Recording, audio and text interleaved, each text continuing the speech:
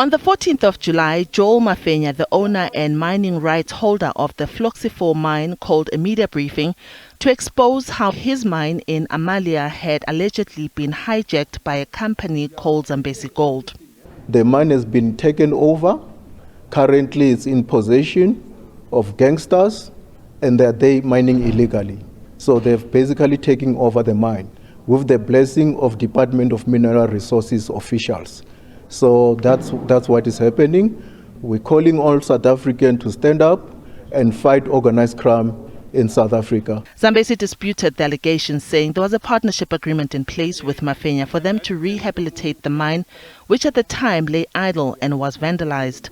Zambezi, which is in the business of rebuilding dilapidated mines, says it has so far spent more than 16 million rands and created jobs in the process at Floxy 4.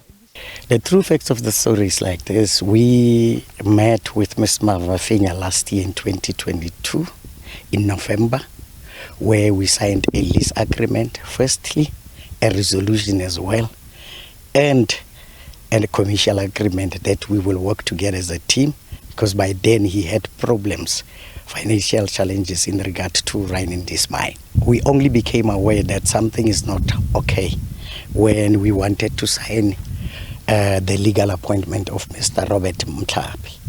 That's when we realized that there's something wrong, because he refused to sign it. He demanded a lot of things that we gave, but at the end of the day he did not sign that legal appointment, which compromised us in regard to compliance purposes. Mafenya further alleges that Zambezi employs illegal miners or zamazamas to extract gold.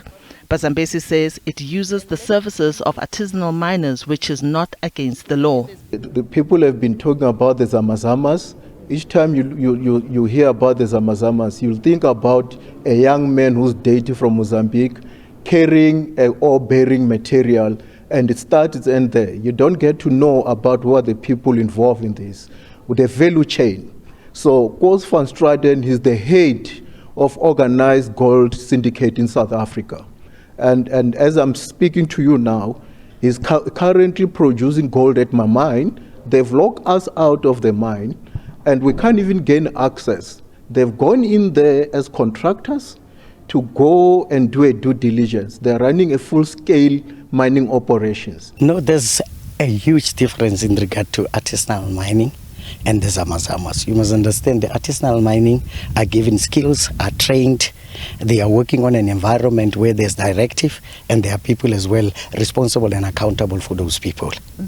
And it's an area which is legally appointed and guided by the DMRE to perform accordingly. The tension has led to all work being stopped at this mine, and the gates have been closed.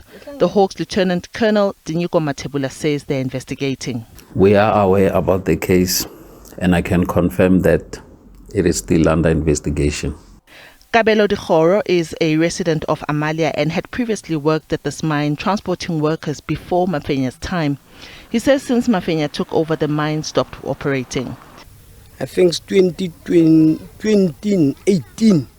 He says that around 2018 or 29, they were told that Joel Mafenya brought the mine, but from there the mine stopped working. The people who had worked there part-time before Mafenya's time stopped working completely. Around January, he says, this year, the mine started working again, and they were hopeful that people would be hired to work. But now it has stopped working again, and there's no way forward. Dikgoro says there was a point when the Zamazamas had infiltrated the mining site, which was concerning. He says they heard that the Basotho came last year and there was a lot of chaos there. It is said that those Basotho men came with the owner Mafenya. Only he knows what happened there. At the same time, James Khadinabukao, president of the non-governmental organization Khatfol, is calling for the dispute to be resolved speedily. He says if this doesn't happen, they will step in as business people. The only thing that we will do as business people, we will approach DMRE.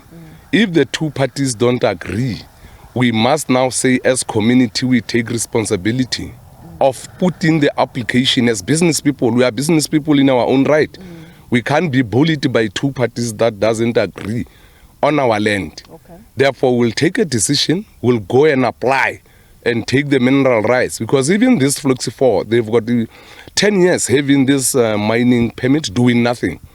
Therefore, we're saying as the business people of the Northwest to take care of our communities in regard to your employment and empowerment of the local business people. We will approach the DMRE ourselves. Yeah. We reached out to the Department of Mineral Resources and Energy for comment, and in a written response, it says it is aware of the business agreement between Fluxy 4 Gold, which is the mine right holder, and Zambezi Gold, whose terms and conditions fall outside the scope of the department. It furthermore says it is important to highlight that DMRE neither gets involved in agreements between the right holder and a contractor, nor does it participate in day-to-day management of mining operations. However, in terms of Mine Health and Safety Act, the right holder, which is Fluxy 4 in this case, remains responsible to ensure that all appointments are legally sound in manner. In other claims, Mafenya accuses Zambezi of illegal cryptocurrency trading. On the website of Zambezi, the company says it deals with gold-backed cryptocurrency. Mafenya has since requested the Financial Sector Conduct Authority to investigate the lawfulness of the cryptocurrency trading by Zambezi. In response to Mafenya, it says an investigation into the conduct of Zambezi Gold might be warranted and the matter is referred for further investigations. Mafenya has since in writing cancelled the partnership between himself and Zambezi.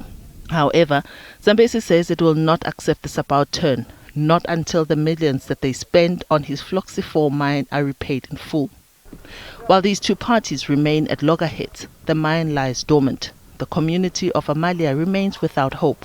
They have called on government to take over the mine and develop the community. Diabosito, SABC News in Northwest.